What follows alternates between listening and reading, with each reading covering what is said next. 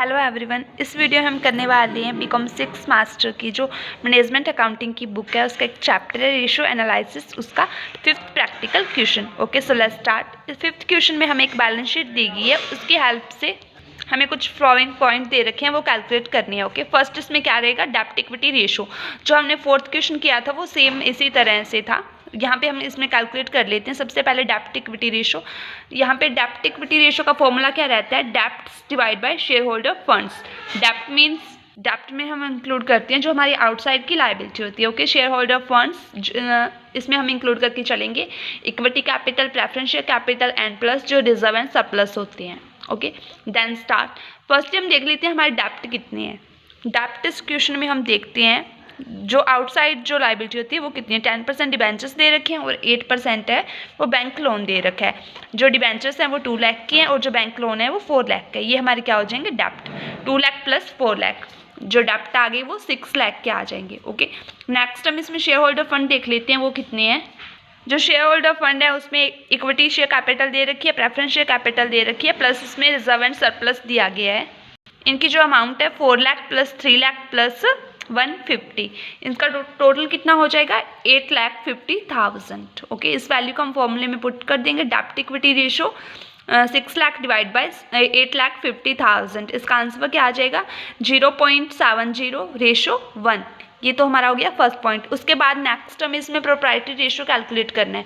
Proprietary ratio का formula क्या रहता है, सबसे पहले हम वो चेक कर लेते हैं।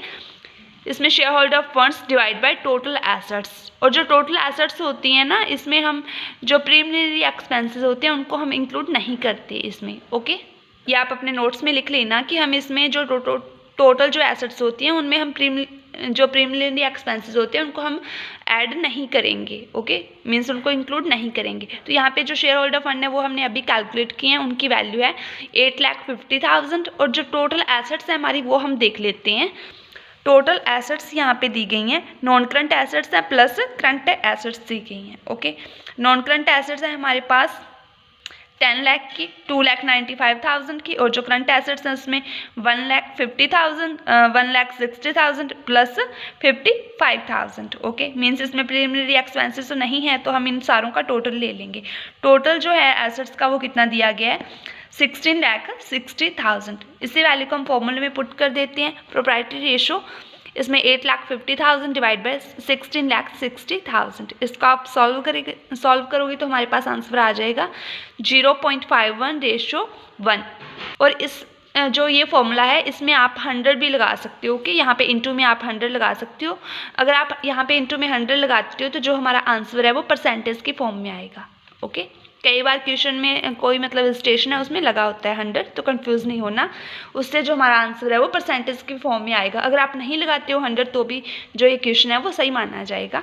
और जो नेक्स्ट इसका थर्ड पॉइंट है उसमें हमें क्या कैलकुलेट करना है, डेब्ट टू टोटल फंड, डेब्ट टू टोटल फंड्स। इसका फॉर्मूला क्या रहेगा, डेब्ट डिवाइड बाय इक्विटी प्लस डेब्ट। इक्विटी प्लस डेब्ट, इक्विटी का मतलब है कि जो शेयर होल्डर फंड है वो आ जाएंगे इसमें सारे। इक्विटी का मतलब यहाँ पे ऐसे नहीं है कि ओनली इक्विटी शेयर कैपिटल लेनी है। ओके, यहाँ पे हम शेयर होल्डर फंड लेके चलेंगे, प्लस इसमें प्रेफरेंस भी लेंगे और रिजर्व एंड सरप्लस को भी लेंगे। और जो डेब्ट है वो ये वाले डेब्ट यहाँ पे हमें इनको ऐड करके चलेंगे। डेब्ट है वो जो हमारे वो 6 लाख के हैं, हमने ऑलरेडी कैलकुलेट किया था पहले। जो इसमें डिवेंचर और बैंक लोन है इन दोनों का टोटल 6 लाख आ जाएगा। और उसके बाद में ये 4 लाख तो इसमें आएगा, 6 लाख तो इसमें आएगा ही, ठीक है। और ये देख लेते हैं जो हमारे शेयर होल्डर फंड हैं उनकी अमाउंट क्या रहेगी। शेयर होल्डर फंड में हमारे पास इक्विटी शेयर कैपिटल है और प्रेफरेंस है एंड रिजर्व एंड सरप्लस है।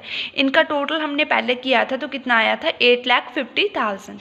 ऐसे ही हम यहाँ पे लिख लेते हैं। यहाँ पे मैंने फॉर्मूला ऐसे लिखा था तो मैंने अलग अलग लिख रखा है, बट आप यहाँ पे इसको टोटल करके लिख लेना सीधा, जैसे मैंने यहाँ पे लिखा है 6 लाख डिवाइड बाय 14,50,000। ओके, इस अमाउंट वैल्यू को आप सॉल्व करोगे तो हमारे पास आंसर आ जाएगा 0.41 रेशो 1। और नेक्स्ट हम इसमें कैलकुलेट करेंगे capital gearing ratio. Capital gearing ratio का फॉर्मूला क्या रहता है, सबसे पहले वो देख लो। इसमें हम इक्विटी कैपिटल और reserve plus profit and loss का जो क्रेडिट बैलेंस होता है उसको हम इंक्लूड करके चलते हैं। ओके, यहाँ पे इक्विटी कैपिटल है ना, मीन्स ओनली इक्विटी को ही इंक्लूड करेंगे। यहाँ पे हम प्रेफरेंस जो कैपिटल होती है उसको इंक्लूड नहीं करते। ओके, ये बात ध्यान रखना कि जो कैपिटल गियरिंग रेशो जब हम कैलकुलेट करेंगे तो उसमें हम इक्विटी कैपिटल, रिजर्व एंड जो प्रॉफिट एंड लॉस का जो क्रेडिट बैलेंस होता है उसको ही हम इंक्लूड करके चलेंगे। और जो इसके डिवाइड में आएगा वो फिक्स इंटरेस्ट बेरिंग कैपिटल।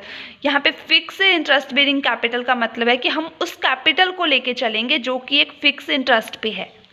यहाँ पे ऐसे नहीं कि आप उनका इंटरेस्ट, उस कैपिटल का इंटरेस्ट निकाल के और उसको टोटल कर दो। यहाँ पे कैपिटल लेनी है हमें, ठीक है। कौन सी कैपिटल लेनी है? जिस पे हमें फिक्स इंटरेस्ट पे करना है वो कैपिटल लेंगे हम यहाँ पे।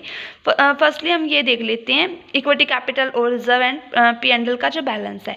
यहाँ पे हमारे पास इक्विटी दी गई है एंड रिजर्व एंड सरप्लस दिए गए हैं। प्रॉफिट एंड लॉस का नहीं दिया गया कुछ, तो ओके। या इन दोनों का टोटल देखो आप, इक्विटी और ये reserve and surplus, 4 lakh plus 1,50,000 कितना आ जाएगा? 5,50,000। ओके, ये आ गया हमारे पास 5,50,000। एंड नेक्स्ट हम इसमें देखेंगे फिक्स इंटरेस्ट बेरिंग कैपिटल कितनी है, कि इतने इसमें मतलब कौन कौन सी वो कैपिटल है, कितनी वो कैपिटल है जिस पर हमें फिक्स रेट पे इंटरेस्ट देंगे।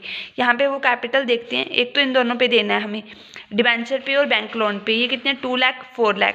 और प्लस जो एक प्रेफरेंस शेयर कैपिटल है उस पर भी हमें 11% की रेट से इंटरेस्ट देंगे। तो ये इसकी वैल्यू कितनी है? 3 लाख। इसमें हम ऐड करेंगे 3 lakh plus 2 lakh plus 4 lakh.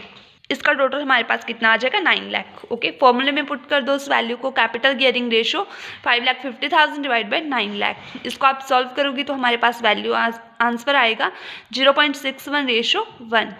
Okay, जो इसका लास्ट पॉइंट है उसमें हमें कैलकुलेट करना है इंटरेस्ट कवरेज रेशो। जो इंटरेस्ट कवरेज रेशो होता है वो हम net profit before charging interest and tax के अकॉर्डिंग कैलकुलेट करते हैं।